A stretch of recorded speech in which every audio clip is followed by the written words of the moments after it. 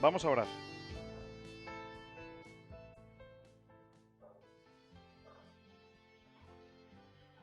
Señor, muchas gracias por tu palabra, gracias por todo lo que nos das, gracias porque tú eres bueno con nosotros, gracias porque podemos encontrar en tu palabra una guía para saber cómo vivir y no tenemos que ser como una oveja sin pastor, perdida. Y muchas gracias, Señor, porque tú has hecho todo esto por amor. Te pido que tu Espíritu Santo nos hable en esta mañana, que no sea yo, que todo lo que venga de mí se quede en una anécdota, se olvide, y lo que venga de ti se afiance en el corazón, Señor. Y te pido esto en el nombre de Jesús. Amén. Muy bien, pues continuamos con Primera de Pedro. Podéis abrir vuestras Biblias en Primera de Pedro, capítulo 1. Hemos estado viendo hasta el versículo 16, si os acordáis, el último día estábamos hablando de sed santos, porque yo soy santo. Hemos visto hasta ahora en Primera de Pedro un montón de cosas buenas en primer lugar. Bueno, antes es una carta dirigida a personas que están en medio de una persecución terrible, algo que nosotros no conocemos. Creo que nadie de los que está aquí conoce una persecución como las que hay en algunas partes del mundo. Hoy en día nuestros hermanos los están persiguiendo terriblemente. Aquí llegará, no llegará dentro de poco, no sabemos exactamente. Puede ser. La Biblia dice que un día sí, un día llegará una persecución terrible, más grande que cualquiera que ha existido, más grande que incluso esta. Pero debemos estar preparados para cuando ese momento llegue. Y nos habla, en primer lugar, de que es muy importante que estemos afianzados en las cosas buenas que el Señor nos ha dado. Lo primero que él habla es de todo lo maravilloso que el Señor nos ha dado. Está hablándole a personas, como digo, perseguidas, que han perdido su hogar, su trabajo, familias separadas, quizá algunos de los hijos han sido secuestrados, vendidos como esclavos a otros lugares, situaciones terribles. Y lo primero que Pedro hace es bendecir a Dios, decir las cosas maravillosas que Él nos ha dado. En segundo lugar, en base a estas cosas buenas, pues hay que hacer cosas. Tenéis que comportaros como hay que comportarse y hay que ser santo, porque servís a un Dios santo. Y ya vimos que hay una diferencia muy grande entre la santidad de Dios y nuestra santidad, pero son consecuencias. Como el Dios al que nosotros servimos es un Dios santo, y ya vimos qué es eso de ser santo, vimos que uno de los sinónimos de santidad es terrible, pero no terrible como algo que da miedo, como el coco, sino algo terrible como un agujero negro, como una estrella que tiene una capacidad de destrucción absoluta y que hay que tener cuidado y tomarse muy en serio eso. Pero él además no es como nada que nosotros conozcamos. Está tan alejado de un arcángel como de un gusano, no tiene nada que ver con ninguna parte de la creación. Es completamente diferente, él es santo y nada más es santo. Y luego, como consecuencia de servir a ese Dios tan grande que nosotros tenemos que ser santos, porque no podemos estar sirviéndole a Él y estar haciendo otras cosas. Ese Dios que es tan santo merece que nosotros nos dediquemos en exclusividad a Él. Eso no significa que no puedas hacer nada, que esta vida tenga que ser un rollo y que venga, no puedes hacer nada. Significa que cada cosa que tú hagas, cuando comes, cuando festejas, cuando disfrutas, cuando te compras un coche, cuando te compras una casa, tiene que ser en santidad, pensando en Él. Señor, ¿cómo puedo servirte en medio de esto? Así que eso es que seamos santos. Y ahora vamos a leer los versículos del 17 al 21, que es lo que vamos a estar estudiando hoy. Lo voy a leer yo en esta versión que tengo yo. Es la Biblia textual, si alguno la tenéis, os la recomiendo, si no la tenéis. Y dice así: y si invocáis por Padre al que juzga imparcialmente según la obra de cada uno, conducíos con temor todo el tiempo de vuestra peregrinación, sabiendo que fuisteis rescatados de vuestra vana manera de vivir, que vuestros padres os legaron, no con cosas corruptibles como la plata o el oro, sino con la sangre preciosa del Mesías, como de un cordero sin mancha y sin defecto, conocido en verdad en la presciencia antes de la fundación del mundo, pero manifestado en los tiempos postreros por amor a vosotros, que por medio de él sois fieles a Dios, quien lo resucitó de entre los muertos y le dio gloria, para que vuestra fe y esperanza estén en Dios. Hasta aquí es el texto de hoy. Empieza el versículo 17 hablando que, y si invocáis por Padre, ¿qué es esto? ¿Qué es invocar? Invocar es una palabra rarísima, ¿verdad? Suena como a un hechizo. ¡Yo te invoco! Suena a una cosa rarísima. Pero en realidad invocar literalmente es llamar. Cuando mi hijo me dice, papá, me está invocando. Eso es invocar, poner en tu boca algo, ¿vale? Así que si tú le dices a él papá, le dices a él padre, pues no necesariamente siempre que uno ora va a decir papá o va a decir padre, a veces Señor, ¿no? A veces Dios, a veces cada una de una manera, pero es nuestro Padre.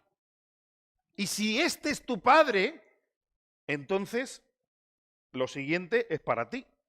Si no es tu Padre, lo siguiente no es para ti, pero es bueno considerarlo.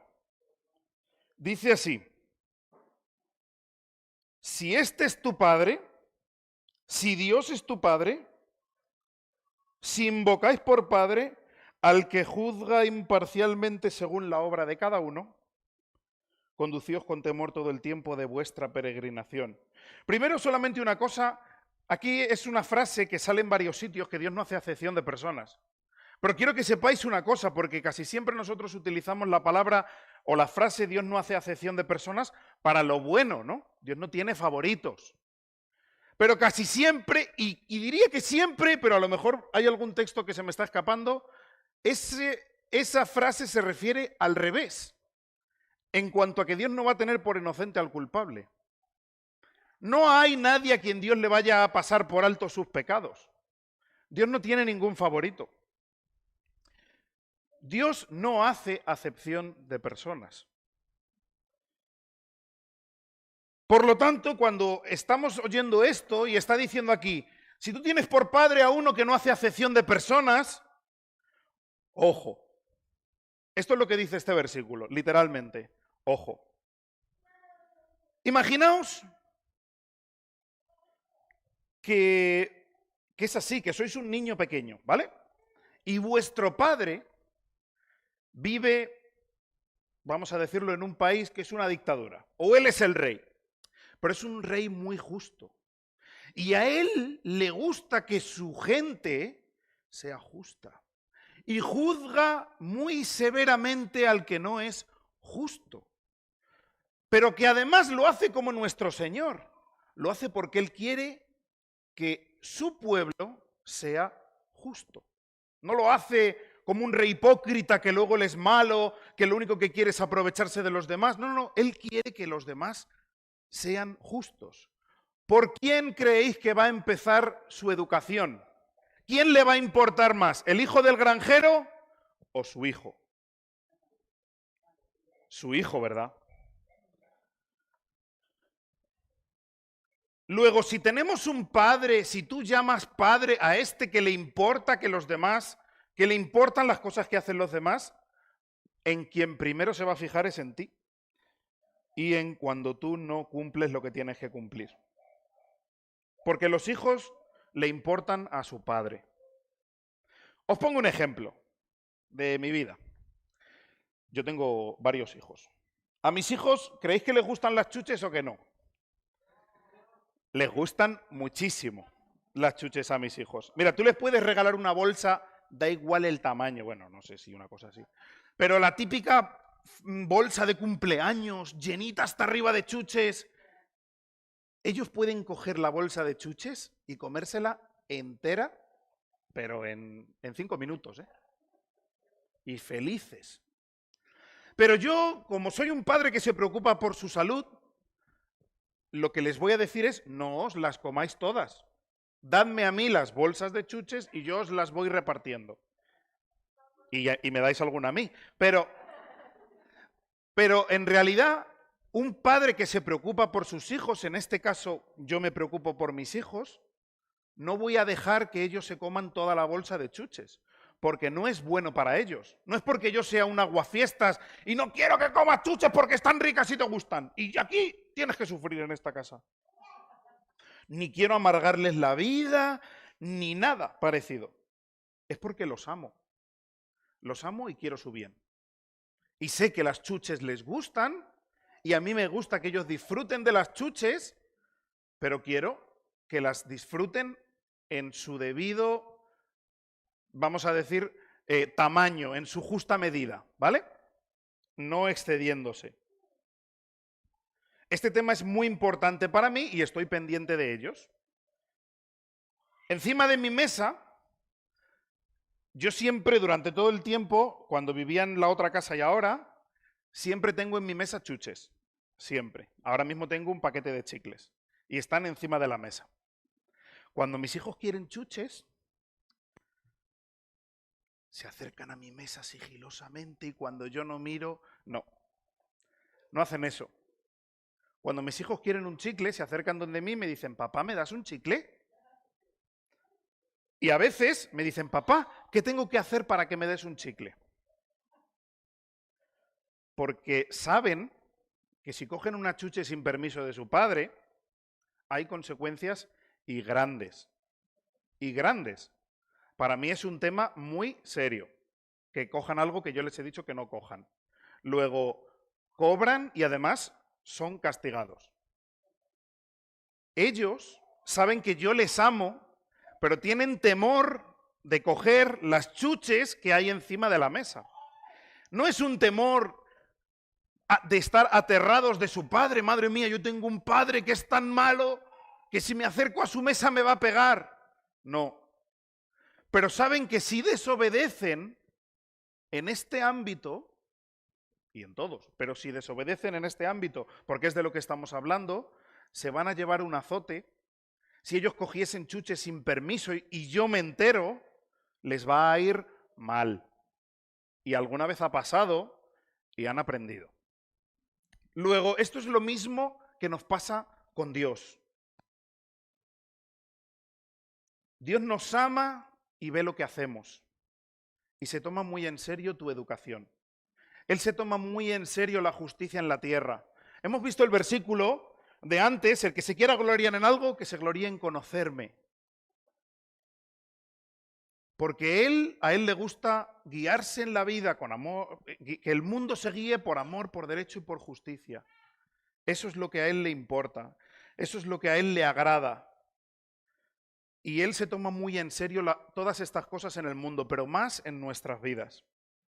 Él coge las chuches de tu vida y te las guarda. Y a veces están ahí delante y tú puedes alargar la mano si quieres y cogerlas, sin pedir permiso, sabiendo que no son lo que tienes que coger.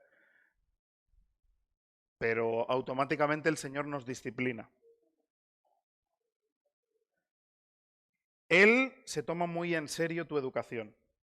Témele todo el tiempo de tu peregrinación. Ojo, servimos a un Dios amoroso, pero Él es santo, Él es justo. Ojo con Dios. Hay una escena en las Crónicas de Narnia, sale también en la película, si habéis leído los libros o habéis visto por lo menos una película, sale. Los niños, después de haber estado pues, viviendo algunas aventuras, van a conocer a Aslan, que Aslan es el rey de Narnia, que es una imagen de Jesucristo. Y cuando van a verle van con otros animalitos y estos animalitos pues van charlando con él y sobre todo hay uno de los animales que está súper preocupado porque, claro, estos niños van a ver al rey. Y entonces los niños, ellos no saben muy bien y están preguntando y le preguntan algo así a los animales. Oye, ¿es peligroso Aslan o está domesticado? Y le contestan estos animales, no has entendido nada. Él es el rey, es muy peligroso y no está domesticado, pero es bueno. Y esto es lo que pasa con Dios. Él no es un Dios domesticado. Él no está comiendo de nuestra mano. Él es el rey.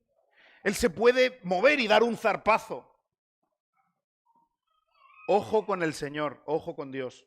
Tenemos que tener mucho cuidado con Él. Y este versículo así dice, si tú te llamas hijo de Él, ojo, vive con temor. Vive con temor. Y repito, no hablamos de temor, de miedo, como quien está viendo una película de miedo, pero hablamos con temor como el que está manipulando un bote de ácido, hablamos de temor como el que se está acercando a alguien que puede destruirle.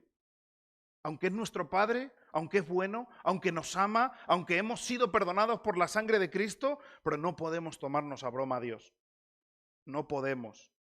No podemos jugar con sus cosas, porque Él no está domesticado y es peligroso. Y ya si no eres creyente, imagínate, si tenemos que tener cuidado los que ese es nuestro Padre, imagínate los que ese es tu enemigo. Porque la Biblia dice que no es el Padre de todos. Hay religiones que dicen que Dios es el Padre de todos. Vemos a la religión católica, Dios es el Padre de todo el mundo, Él es mi Padre. No, no, no. La Biblia dice clarísimamente que si tú no has nacido de nuevo, si Cristo no es tu Salvador, Dios es tu enemigo, tu enemigo. Y ese león rugiente, siendo tu padre, hay que tomárselo en serio, porque es un padre amoroso pero también severo. Imagínate si es tu enemigo. Ojo, hay que tener mucho cuidado con eso. Por tanto, si eres creyente, teme a Dios. Si no eres creyente, más. Versículo 18. Sabiendo que fuisteis rescatados de vuestra vana manera de vivir, que vuestros padres os legaron, no con cosas corruptibles como la plata y el oro. Sabiendo que fuimos rescatados. La palabra literalmente también se traduce en otros sitios como redimidos. No sé si sabéis lo que es esto, ¿os acordáis? Por ejemplo, se usa varias veces en la Biblia, en la historia de Ruth, se usa la redención, pero básicamente la mayor parte de las veces en las que se utiliza la palabra redención es, para que nos hagamos una idea, una figura como un mercado de esclavos. Imaginaos un mercado en el que hay un montón de esclavos.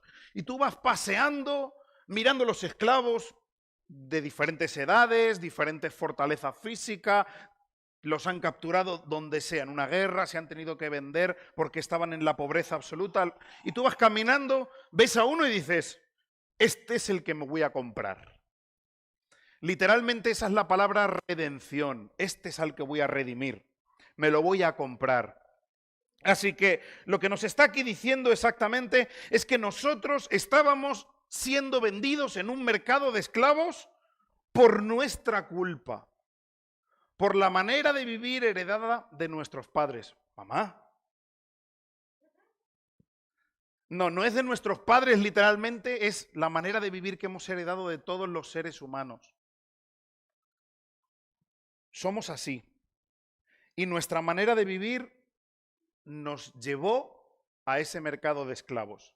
Y en ese momento estamos allí encadenados, tumbados, sentados, humillados, destrozados y dispuestos para la venta o, si nadie nos compra, la muerte.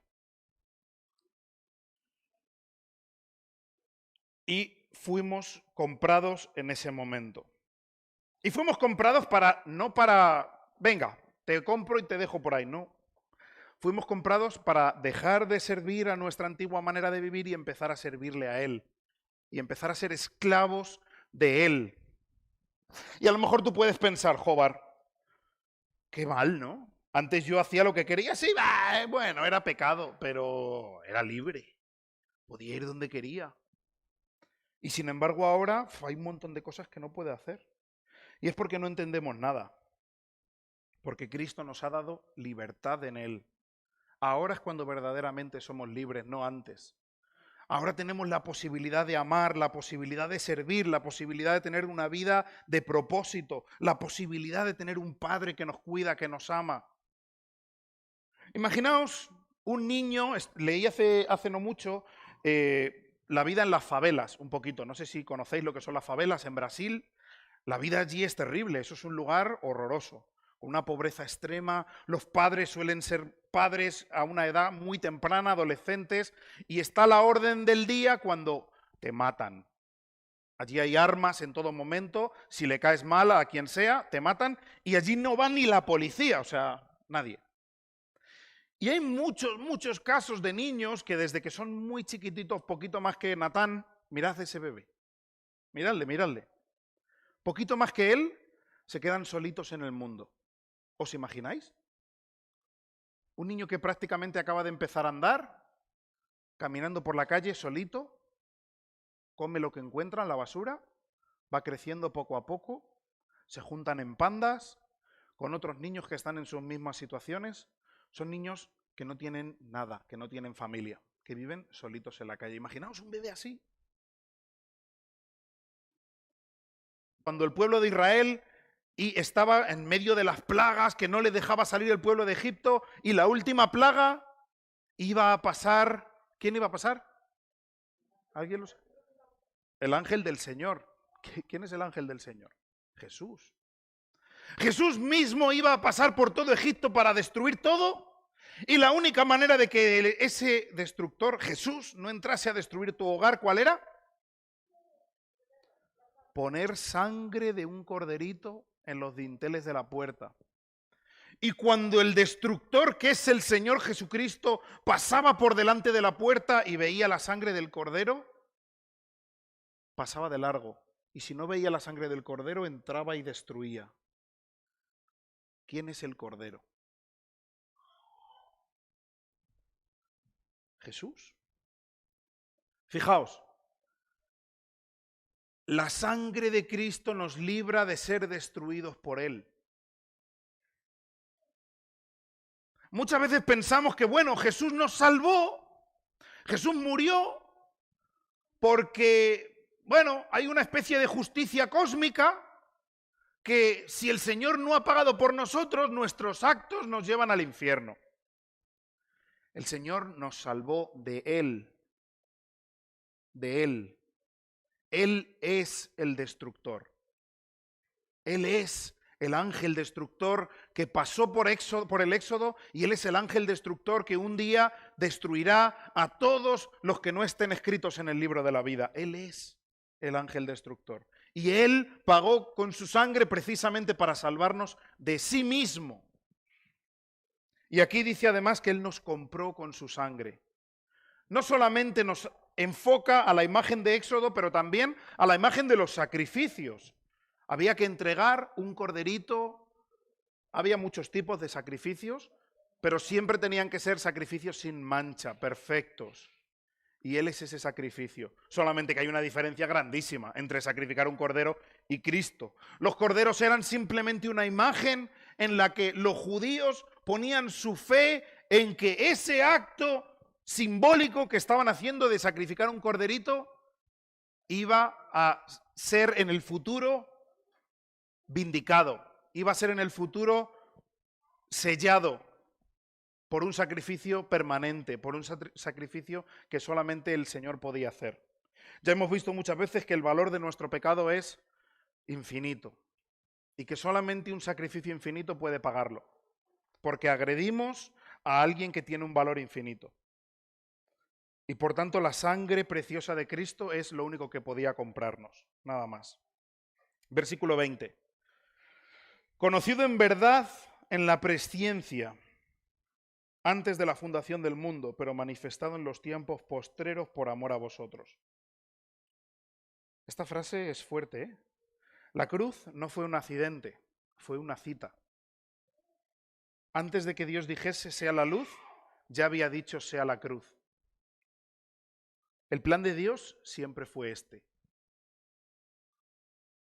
Dios sabía que crearnos le llevaría a la cruz, y aún así lo hizo. Y nos dice la Biblia que lo hizo por amor. Esto tumba la teología del plan B. No sé si lo sabéis, yo cuando estaba en el seminario, algunos profesores creían en la teología del plan B. ¿Qué es esto? Es así como yo lo llamo, pero no se llama así. Significa que, bueno, Dios creó un hombre y una mujer maravillosos. Su plan era que viviesen en el huerto del Edén para siempre. Pero le salió mal. Y Dios tuvo que improvisar. Bueno, pues venga, vamos a hacer esto. Venga, os hago unos vestidos, podéis salir y tal, pero venga, vivid bien, sed buenos en el mundo. Y se llenó el mundo de destrucción y tal, y le salió mal y dijo, pues voy a improvisar. Voy a cargarme a todo el mundo con el diluvio. Y luego de repente se encontró con Noé, que era un tío muy majo, y dijo Dios, pues hombre, venga, va, no voy a destruir a todos, voy a salvar a este. Y salvó a este. Y luego empezó, y así. Y Dios tiene un plan, pero le sale mal. Y entonces él tiene que ir improvisando y tiene que ir haciendo otras cosas. A mí hasta me llegaron a decir en el seminario algún profesor que cuando Jesús vino aquí a la tierra, su plan era instaurar el reino. Vino a eso, a instaurar el reino. Y que él vino y dio las leyes del reino, pero la gente no le hizo caso. En su lugar le mataron. Y por tanto, pues dijo, bueno, pues ya que estamos aquí, venga, lo siguiente mejor que podemos hacer es, pues ya morimos en la cruz como un sacrificio y ya si eso instauraremos el reino dentro de unos años. Esto es una herejía terrible. El plan siempre fue este. Ahora mismo, el 2020 está siendo un año rarísimo, ¿verdad? Joder, os veo con mascarillas a todo el mundo. Esto hace un año no lo habríamos ni imaginado. Y eso que hace un año ya habíamos oído del COVID. Porque se llama COVID-19 porque empezó en el 2019. Pero ni nos lo imaginaríamos que iba a estar así todo. Pero aún así, esto sigue siendo parte del plan. ¿Cómo puede ser que esto sea parte del plan? Pues no sabemos.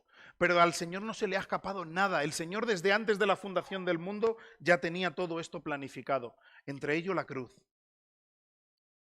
Y esto es maravilloso. Porque todos tus fracasos ya habían sido tenidos en cuenta. Ojo, esto no tiene nada que ver con que nuestros fracasos sean justificables, digamos. Da igual que yo peque porque como esto ya estaba en el plan de Dios. No, así no funciona.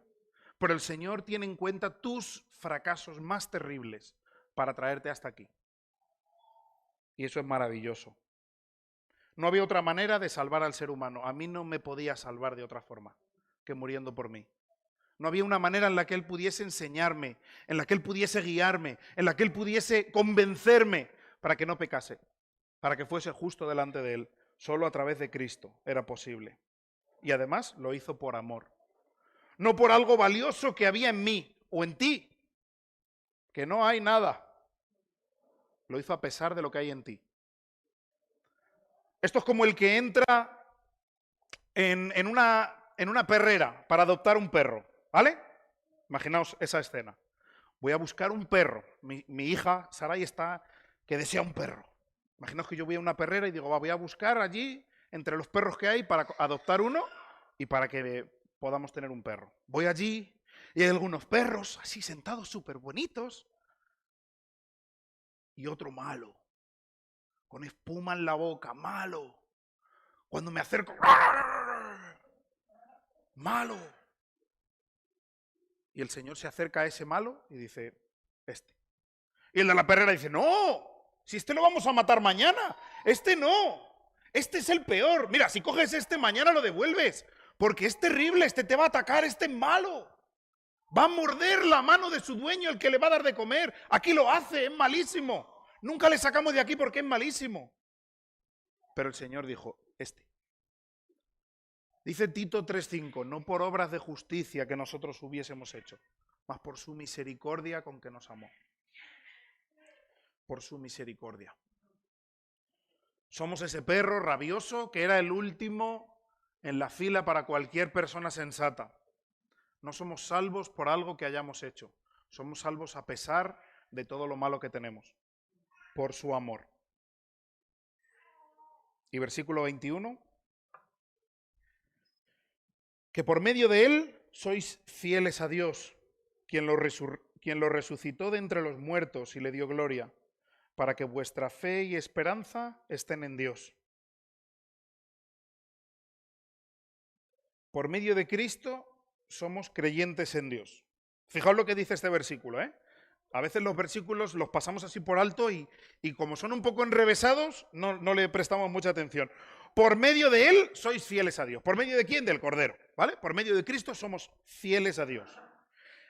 Dios resucitó a Cristo. Es lo siguiente que dice. Y le dio gloria.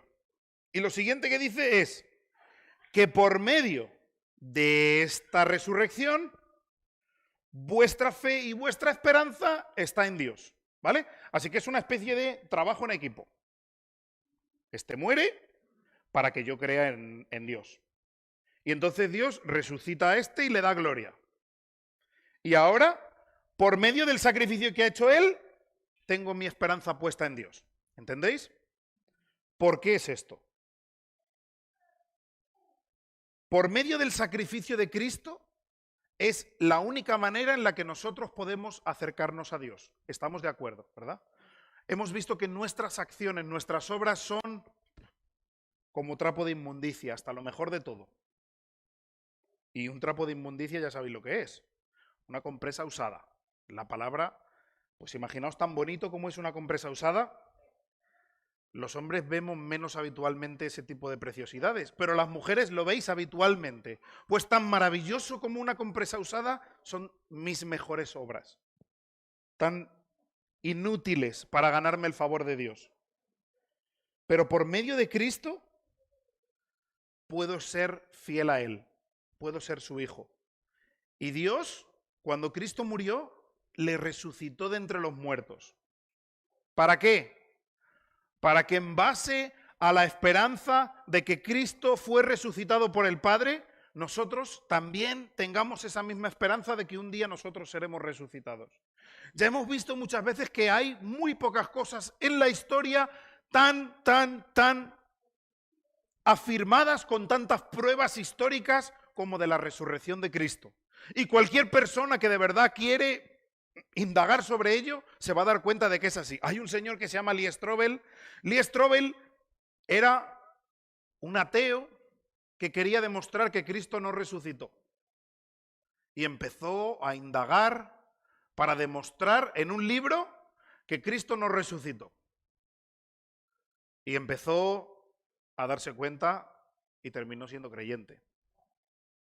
Cuando cualquier persona se toma en serio las evidencias que hay, se da cuenta de que el Señor sí resucitó. Vemos un cambio en la vida de un montón de personas, personas que un día están asustados y el día siguiente van a la plaza del pueblo, ¡matadme! Pero no puedo dejar de decirlo. Porque acabo de ver a mi Señor resucitado. Y esto es la prueba que el Señor puso, que Dios puso para que nosotros viésemos que el Señor resucitó. Y como el Señor resucitó, nosotros también un día resucitaremos. Podemos tener nuestra esperanza puesta en el Padre. También lo va a hacer con nosotros. Luego, para terminar, si llamáis Padre a Dios, vivís como debéis, porque os ha comprado con su sangre. Si Dios es vuestro Padre, vivid como hay que vivir.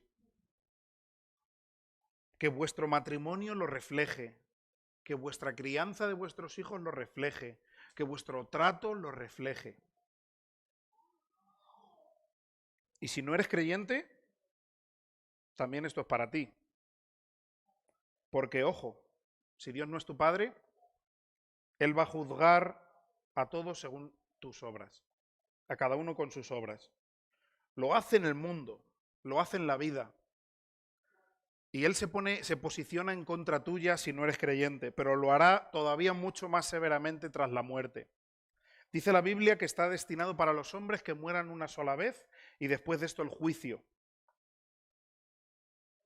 La Biblia nos dice cómo va a ser ese juicio. Y dice que allí será el lloro y el crujir de dientes. Si estás aquí, tienes oportunidad todavía. Pero no lo dejes pasar porque a lo mejor mañana ya no estás aquí. Vamos a orar.